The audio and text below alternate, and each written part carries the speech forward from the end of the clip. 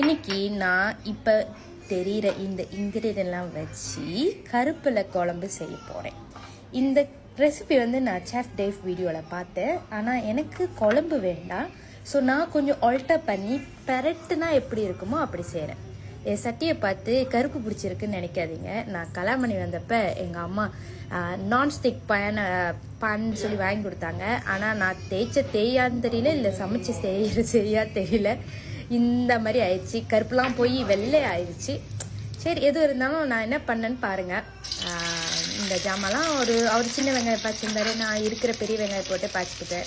நெத்திலியெல்லாம் என்ன சொந்தமாக நானாக வச்சுக்கிட்டது. நெத்திலி பாய்ச்சிக்கிட்டேன், உருளைக்கிழங்கு பாய்ச்சிக்கிட்டேன்.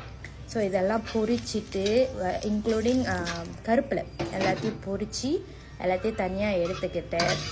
மொத நெத்திலி பொரிச்சேன்ல, அந்த நெத்திலி நான் இதில் சேர்க்கல, நெத்திலி தனியாக தான் வச்சுக்கிட்டேன். ஸோ எல்லாத்தையும் பொரித்து முடிச்சுட்டு கடைசியாக இந்த உருளைக்கிழங்கு நானே பொரித்து எடுத்துக்கிட்டேன். ஏன்னு பார்த்தீங்கன்னா அப்போ தான் ரொம்ப இதாக இல்லாமல் சட்னி மாதிரி இல்லாமல் கொஞ்சமாவது வாயில் படுறதுக்கு எடுத்துக்கிட்டோம்னா உருளைக்கிழங்கு அதையே நான் பொரிச்சிக்கிட்டேன்னா அது கொஞ்சம் வேகணும்ல. ஸோ அது முடிச்ச கையோட அது ஏன் ஓரமாக இருக்குன்னா மறுபடியும் வேக வைக்கலாம். முடிச்ச கையோட கொஞ்சம் மஞ்சத்தூள் போட்டு உளுந்தும் பருப்பு கொஞ்சம் பொரிச்சு எடுத்துக்கிட்டேன். ஆக்சுவலி இங்கே ஏன்னு பார்த்தீங்கன்னா நான் அடுப்பை தட்டை மறந்துட்டு இதில் போட்டுட்டேன்.